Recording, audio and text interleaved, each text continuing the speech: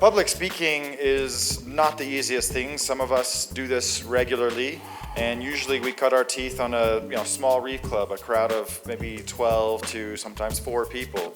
But today, Rufus Kimura is giving his first ever presentation in front of a public audience, so I hope you'll be supportive. Rufus is single-handedly responsible for dynamically changing the rare deep-water fish aquarium landscape over the last several years. It's through his efforts that we've been able to see and encounter so many corals, so many fish from exotic places around the world. And even if we can't afford them because some of them are very, very expensive, he's still bringing them to light and amazing tons of aficionados. So please help me in welcoming Rufus Kimura. Thanks so much.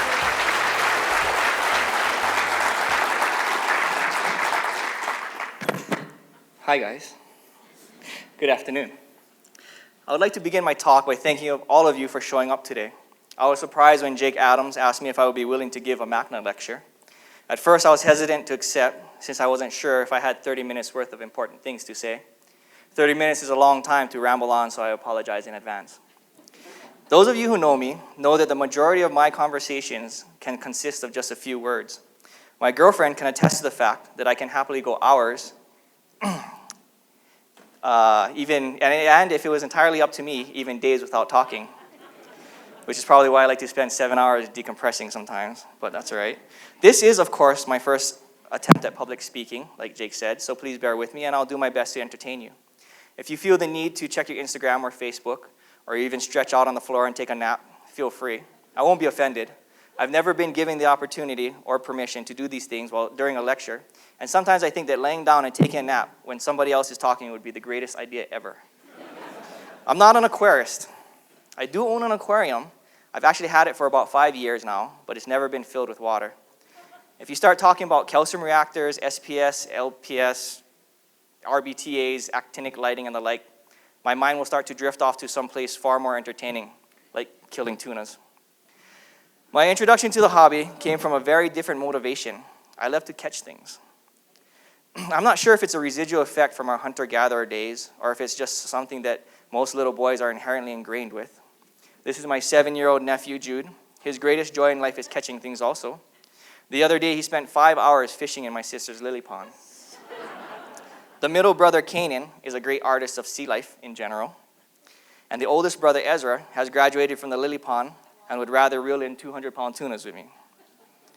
For those of you who are familiar with Hawaii, there is a small island with about 20,000 people called Molokai. This is where I grew up. It's an awesome place. The job market was very limited, so most of the residents practiced subsistence hunting and fishing. My parents would take us down to the beach every evening, and I would spend the time going from tide pool to tide pool, catching little invertebrates and gobies and other fish that I would put in a bucket and take home with me. Of course, by the next morning, everything would be dead. One of the most important lessons I learned in life was my dad telling me that if you catch it, you clean it, you eat it. When he began to enforce this, I immediately became more selective of my prey. I know that some might consider sea cucumbers a delicacy, but trust me, I've actually tried them and they're not that good. My dad was the first one to teach me about the ocean. He's actually right here. He taught me how to respect it and how to maintain a symbiotic relationship with the sea. I remember being 6 years old and sitting on the rocks with him, counting the waves in a set and learning how to time a safe entry into the ocean. The ocean in general is always trying to kill you. For its beauty, it is easy to forget that being underwater is an environment that is immediately dangerous to life and health. At the age of 7, I saw my first shark. We were doing a night dive, and as I turned and shined the light to the side, it illuminated a big gray reef shark just turning away from us. I exited the water immediately, climbing straight up a rocky lava ledge while still wearing my mask and fins. But as frightening as it was for me, it was a learning experience, something that stirred within me a love for the life aquatic. A few years later, my dad discovered that there were people willing to pay for aquarium fish. This was a new concept, since prior to this, he had only been concerned with the larger species that were usually speared and eaten. For my dad, this was a dream opportunity. To be able to make a living off something that he loved to do seemed wonderful. My mom, of course, was skeptical, which for the time being was an entirely justified point of view. Although my dad was a great diver, he wasn't the best businessman. When I started high school, My parents lent me the keys to their old Volkswagen van while everyone else was at football practice or at the mall or wherever it is that normal kids went. My friends and I would load up our snorkeling gear and pile into the van. We dove every square inch of the coastline, catching butterfly fish, wrasses, triggerfish, and boxfish, and selling them to the local wholesalers. My high school is the only public high school in Hawaii that is situated right on the ocean. While there, I had the privilege to be a part of the Marine Science Learning Program. It's a 2-year program that you have to interview for to be a part of. We were taught the basics of aquaculture, both the raising of captive bred fish and seaweed, and the running of marine-based businesses. This program convinced me that it was indeed possible to make a living from the ocean, an idea that was also much to my mom's dismay. The school's campus was only a few hundred yards from the local boat harbor, where my dad just happened to have his boat moored in a slip. I'm not sure if he knew this until now, but I used to cut class and take my friends out diving on his boat. Luckily, nobody died. Once I had made the transition from snorkeling to scuba, I realized that there was so much more to the ocean than I had ever imagined. And as it so often happens in Hawaii, a friend of mine knew some guy that was trying to sell a bunch of dive gear. His name was Don Donaldson, and to this day, I don't know how much of what he told us was true. He did open circuit dives and told us how he would venture down to 300 feet where the water was dark and where rare and amazing fish lived. My adolescent mind was enthralled by images of fish that glowed in blues and greens and shimmered in the twilight. At this point, I guess it is important to note that Mr. Donaldson was selling all of his dive gear because he was paralyzed from the waist down due to an extreme case of the bends. Somehow, though, I failed to pay much attention to that. So we bought him out, and with our new equipment, we were soon pushing the recreational dive limit, which is generally accepted to be right around 130 feet for no more than 7 minutes. All of you who scuba dive out there know that at 7 minutes into a dive, you've barely used up any of the air in your tank, even if you're swimming around at 130 feet. There's no sense in wasting air. What does it cost, like $3 a fill? It's expensive. And you can certainly catch more fish if you suck your tank dry. This worked for a while. We would do 3 or 4 tanks at a time, usually calling it a day when someone's shoulder or hip began to ache for some strange reason. In the back of my mind, I knew that this practice of diving till it hurt wasn't such a good idea or conducive to longevity. But I was young, and of course, I thought I was invincible. I found that the deeper you went, the more rare fish there were, so it only made sense to dive as deep as possible. One day, my friends and I decided to explore a ledge that we hadn't dove before. The top was at 160 feet, and it dropped straight down to about 240 feet before flattening out into the sand. There were banded angels and crosshatch triggers everywhere. Unfortunately, most of the fish were at the bottom of the ledge, which meant that I was being saturated with a lot of nitrogen during the dive. I remember leaving the bottom with just around 500 pounds of air left in my tank. This didn't leave much time for a safety stop. I think that I sucked my tank dry at around 30 feet or so. When I hit the surface, everything was fine. We had a bucket load of fish. Everybody was happy. At this point, the smart thing to do would have been to call it a day. But as you have probably begun to figure out, it wasn't that smart. I sat on the boat for an hour, and assured that I'd done an adequate safety stop interval, I convinced my friend to jump back in the water for another dive. At the end of the second dive, of course, I got bent.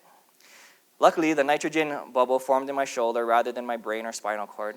I didn't want to tell my parents because I was convinced that they might not appreciate my decision-making skills. I couldn't raise my right arm at all, and I could feel a throbbing, pulsing pain every time that my heart beat.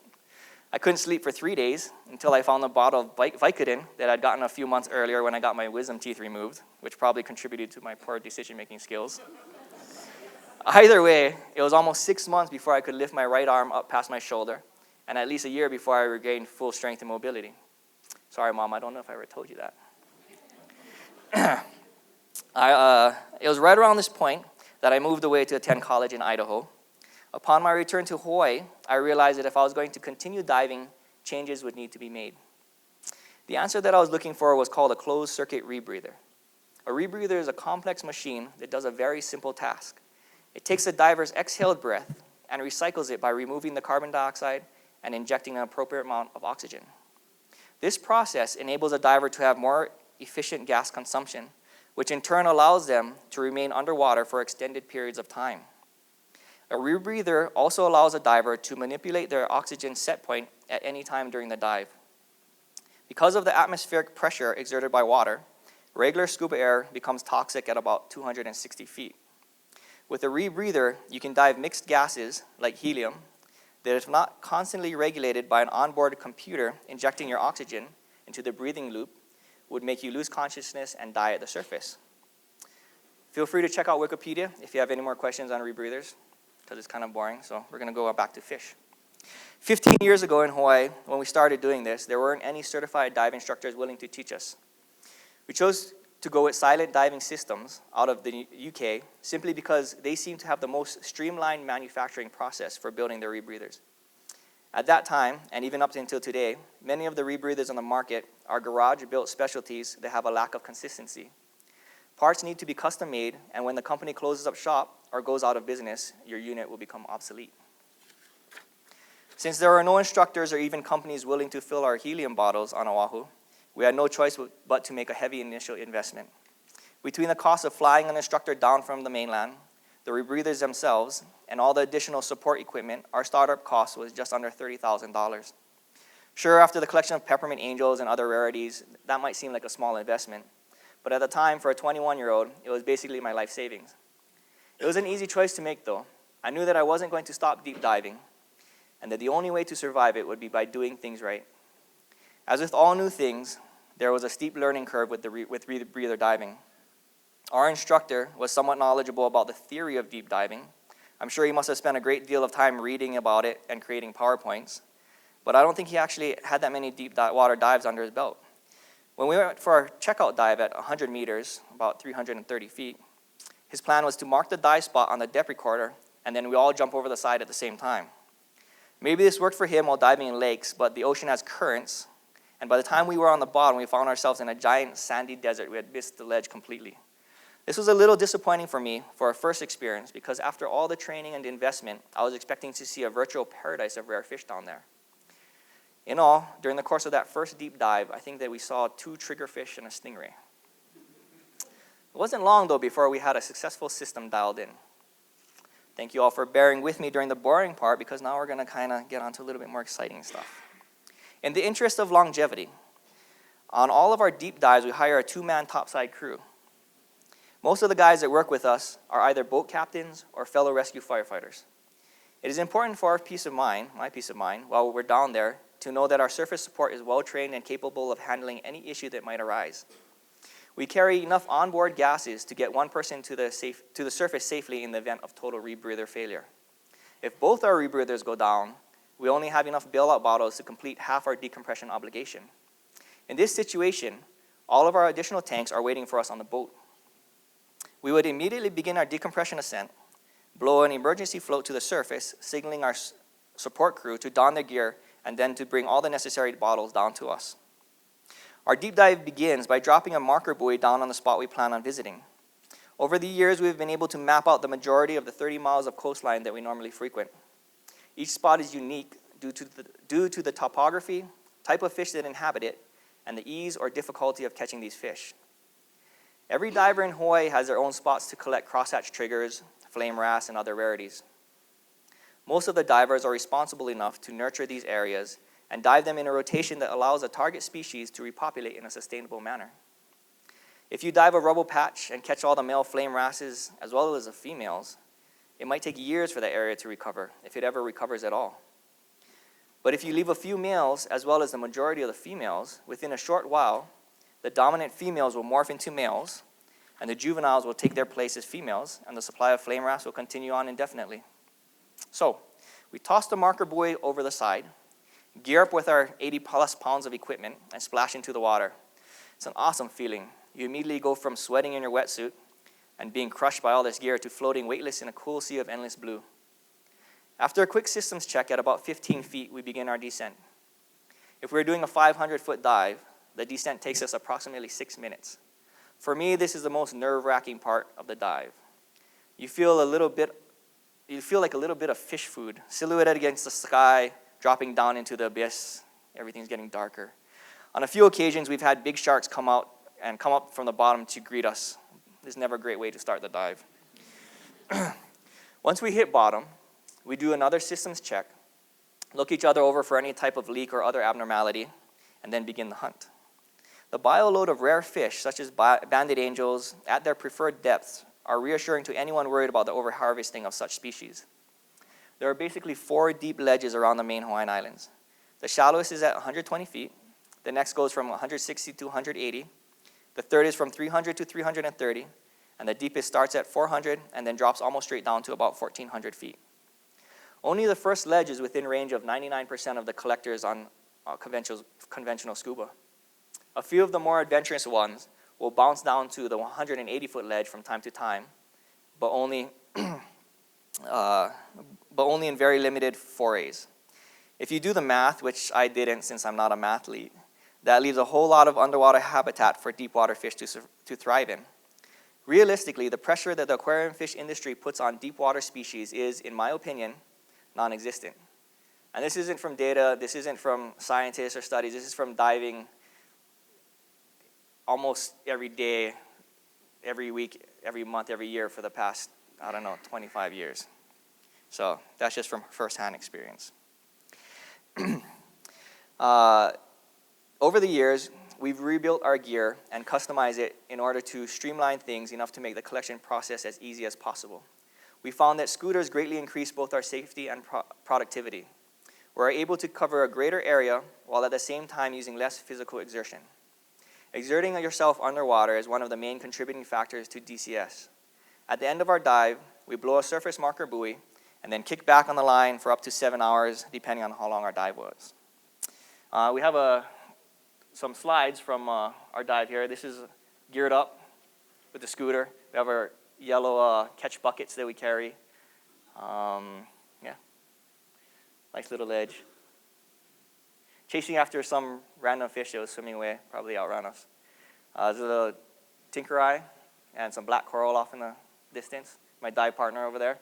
This is a juvenile tinker eye. So, but I think this one was about like 1.5 inches or so.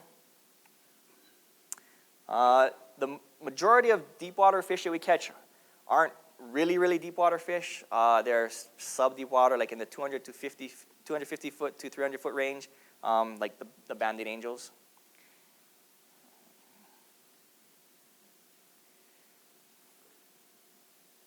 That's a juvenile banded angel. That one was about roughly like 1 inch. I think they're really cute. So we just kind of tease them out of there.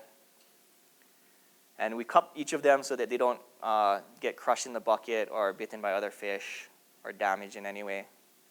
It's another juvenile tinker. And that juvenile tinker is about to get caught. This is a Bodianus sanguinis, endemic to Hawaii, the sunrise wrasse. It has a nice, brilliant yellow stripe on the back of it. One of my favorite fishes. It's actually the first deep water fish that I ever caught and I sold to Mr. Koji. So Holanthus fuscapennis, our yellow antis. And this is one of my favorite fishes in Hawaii. It's a Roa excelsa.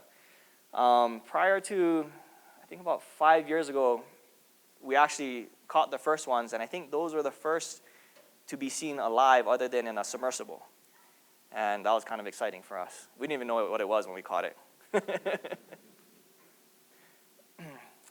This is a short video that we put together for you guys. It just goes through us jumping off the boat, catching a bunch of fish, and then coming back up. This is all diving done in Hawaii.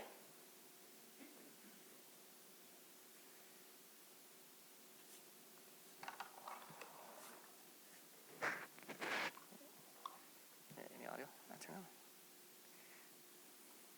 So yeah, I don't know where the sound is, but we begin our descent with our scooters, following our tagline.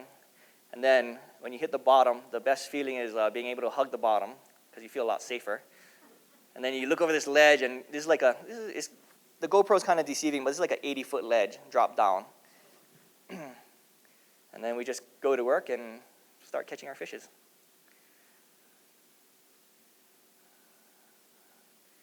We have a poker and then just one net. And yeah, this is the fun part. I think we got a small hammerhead, like maybe a 10 or 12 footer cruising up here on the upper left-hand corner.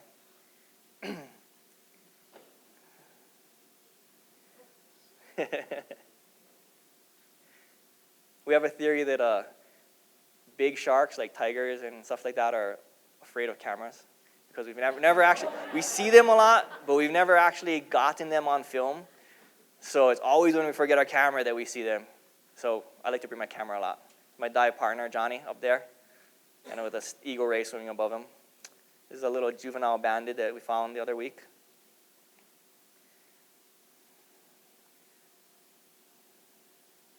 Every summer, all the juvenile fish land on the reef, and this year we had an excellent recruitment of juveniles. There's tons of fish all over the place. This is an underwater cave that we went to. It's filled with, I guess you guys like to call it jack trevally. In Hawaii, we call them uluas. A lot of guys like to spear fish for them or fish for them. In the shallow waters, they're kind of infrequent because there's a lot of fishing pressure on them just for food. But in the deeper water, they're pretty much everywhere. And while it's fun to explore the deep for small aquarium fish, it's also fun to see the bigger stuff that normally we'd be spear diving for or hunting for.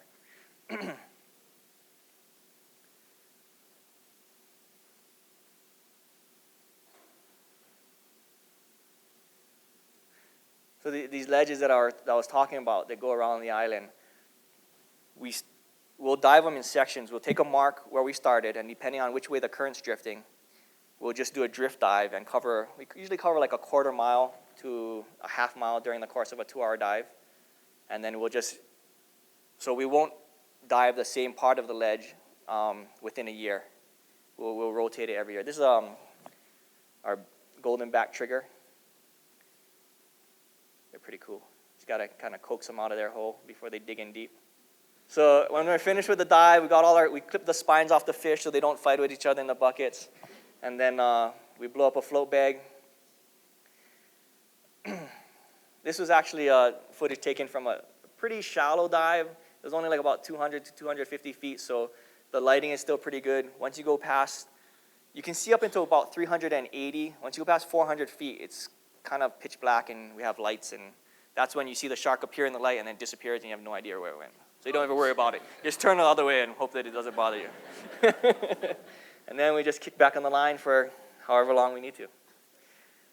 So, it's my opinion that diving in the South Pacific is more enjoyable than diving in Hawaii. They have a greater variety of corals and fish life, and the water is almost always crystal clear and incredibly warm. Whenever I would take a surf trip or free diving trip down to Fiji, the Marshall Islands, or French Polynesia, I would wonder what it would be like to have my rebreather with me. After a lot of discussion, my dive partner and I decided to attempt a rebreather expedition to the South Pacific. We had no idea about the incredible amount of logistics that are involved in such an undertaking. Aside from transporting the rebreathers, you also need a pallet of scuba tanks, an air compressor, 40-pound containers of soft lime, and gases like oxygen and helium that aren't readily available on island nations. And they're a logistical nightmare to ship down via air freight. In addition, you need a reliable boat and captain, as well as the legal methods of shipping live fish out of a foreign country. And then when all the equipment and logistics are finally in order, you need to figure out where the fish live. On our first attempt 4 years ago, we only found a few rare fish, none of which were our target species. It took another 3 expeditions before we finally found what we were looking for. I find these dives particularly enjoyable because they are wall dives. The reef starts at a depth of 10 feet and drops straight down to a few thousand feet. In Hawaii, the ledges that we are diving are a few miles offshore, so most of our decompression time is spent hanging around in the blue. When you step off the edge of the wall, it's almost like skydiving. You spread your arms and just free fall into the darkness. I get goosebumps just thinking about it. The reef is, I'll try to go back one. The reef is alive with so many different types of fish, corals, and invertebrates, many of which I haven't the slightest clue as to their identification. When we started rebreather diving, it was always my dream to discover a new species of fish. During our last trip, I think that we found 4. The first one that I found was this new Bodianus. My only thought when I was staring at it during our eternally long decompression was that I might finally have a fish named after me, a Bodianus Rufus. It turns out there's already a Bodianus Rufus, some red Spanish hogfish from the Atlantic. What a bummer. Since it's still undescribed, though, I think Mr. Koji was kind enough to start referring to it as the Bodianus Kimura, which is pretty cool, and I hope it's catchy name and everybody kind of jumps on the bandwagon with that. This is the only photo I have of this little guy. He was some type of Plectrantheus that we found at about 450 feet. I have no idea what this is, but we do have DNA and specimen samples if we ever get around to processing them. And I did tell my girlfriend that I'd probably get it named after her and be the Sandrita fish, but I don't know if that's possible in the scientific community. I don't know how that works. And this is a new Holanthius species. It's kind of like the Holanthius fuscapennis that we have in Hawaii.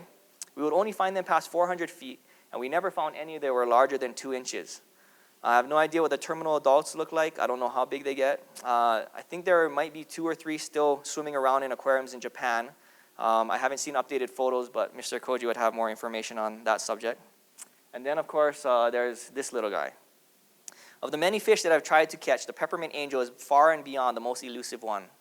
Not only does it live 350 feet underwater, but its preferred habitat is this fossilized Swiss cheese network of coral where it can disappear and reappear at will, just out of reach. I have the utmost respect for the canny nature of these little guys. I also have another video. This is our South Pacific dive trip.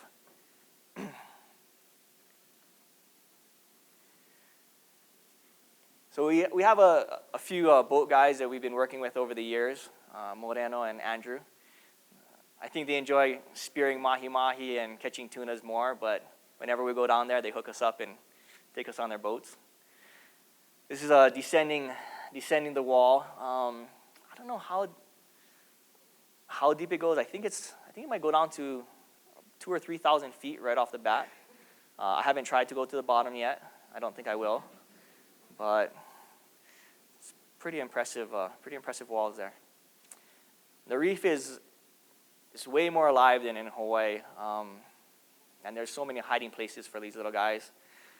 This guy right here was a juvenile, I think it's a narcosis. Let's see. So we just try to tease them out, encourage them to go into our nets, convince them that they want to come home with us.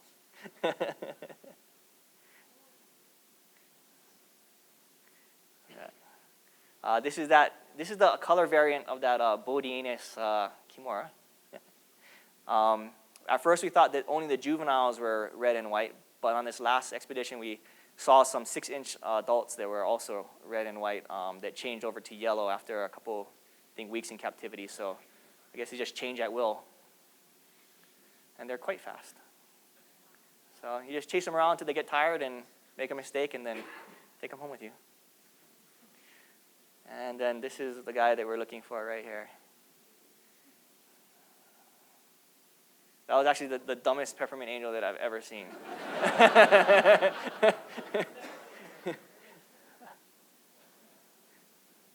So we keep them in a little holding container. We have little PVC that we drop in there, but I took it out for the picture. So on our holding tank that we built down there at our friend's facility, we put a chiller on it. We put a bunch of micron filters, UV filter, and then hope for the best.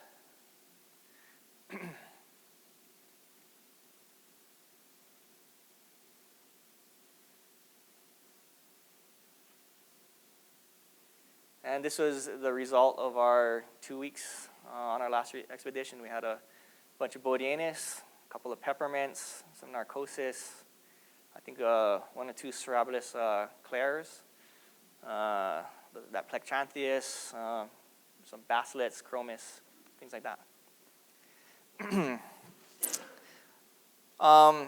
So those are, diving in Hawaii, diving in South Pacific. And right here is one more video that I'd like to share with you. Should I go back one? This is a very special dive that we did sometime towards the end of last year. My friend Johnny had this spot in mind. Off of the east side of Oahu, a lot of current. There's these huge black coral trees everywhere. It's not particularly deep. I think it was only about 280, dropping down to 300 feet or so, kind of a shallow dive. We did it in the late afternoon, so there was a lot of fish riding the current upwellings. These coral trees were enormous. They're like about 10 feet high. You don't see this very often in Oahu, but I guess they're like the coral area. That's an invasive species of a blue line snapper, tope they call it. The local state government introduced it to Hawaii.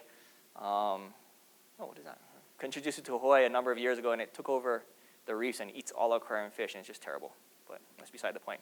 So we're approaching this place that my dive buddy had, about 10 months ago, he had found a female mass angel.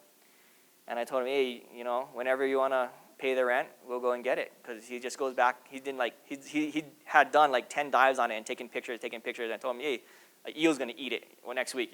We better go catch it. So finally he's like, okay, let's go get it.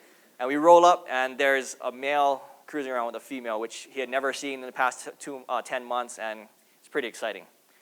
So it's probably good that there's no audio, because there might be profanity on here. So you can see a couple Bodianus sanguinus swimming around in the corner, terminal males. There's the male mass angel on the right, the female kind of on the bottom left swimming around. So we were just hanging around, taking a bunch of pictures of them for a while. And then we started chasing them and trying to catch them.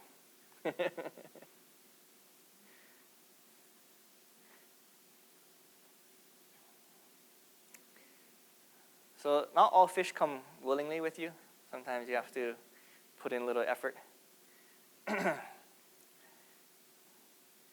It's not that easy when we're dragging a scooter, because like we'll be kicking after the fish and a scooter will hang up on a coral head or something, and then we get dragged back, or one of our tanks will get stuck or what have you. But in the end, we usually get them.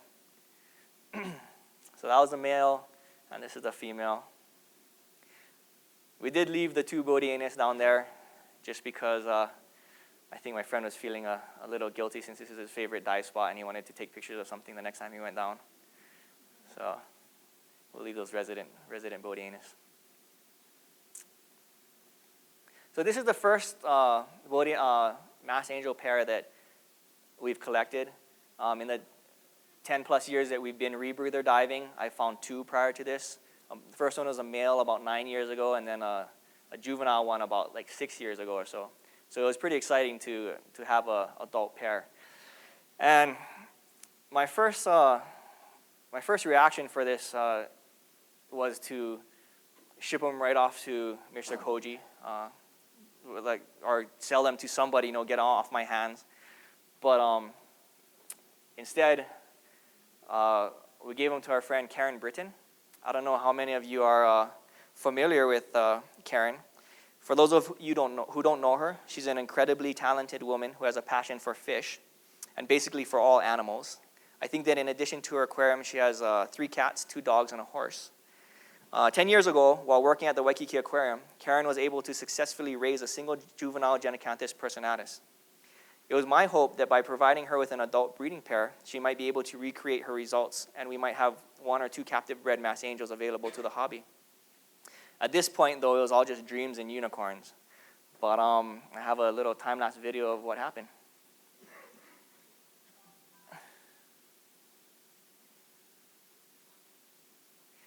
So these are larvae at 18 days. This is 23 days. This is 30 days. This is about 46 days.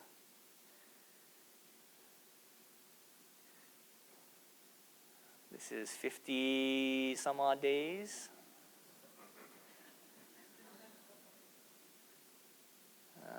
This is about 58 days. 64 days. And right now, I think they're just about 4 months old.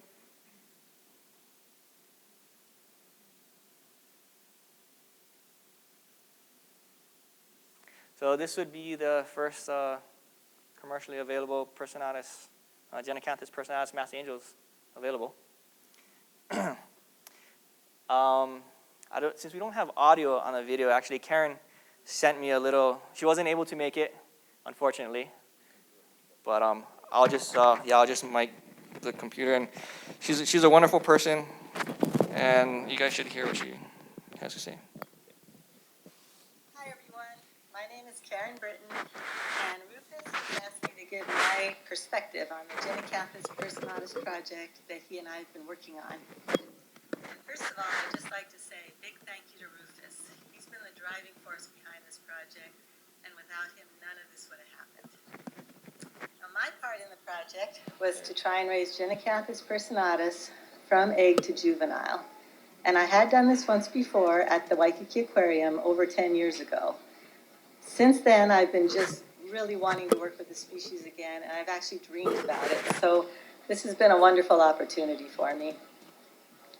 Rufus had caught the adult pair back in December, and I was their babysitter, and it was very exciting for me as well as very stressful. The male did not settle in well. He had a difficult time and he didn't eat. And thanks to Larry's Reef Frenzy Foods, we were able to get him back on track again. And then amazingly, the fish spawned in March. So we jumped on the opportunity to try and raise him, and it turned out to be our best larval run ever in terms of survivorship. And for me, the icing on the cake was that not only was this my best larval run, but it happened with a fish that is near and dear to my heart.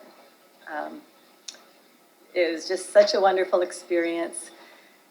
And I can't believe that in such a short time, from December to now, here we are sitting with 6-month-old Genacanthus personatus bred in captivity. And I'd just like to point out that recently in our hobby, we have been seeing new angelfish introduced, captive bred angelfish, some that are rare and hard to come by. And I think this is just fantastic. It's something that I'm really excited about to be involved in. And I hope that every year we'll see more fish brought into the industry, both angelfish as well as other fish. And it's great to watch our hobby and the industry progress in this way. And I hope you're all having fun at MACNA. Aloha.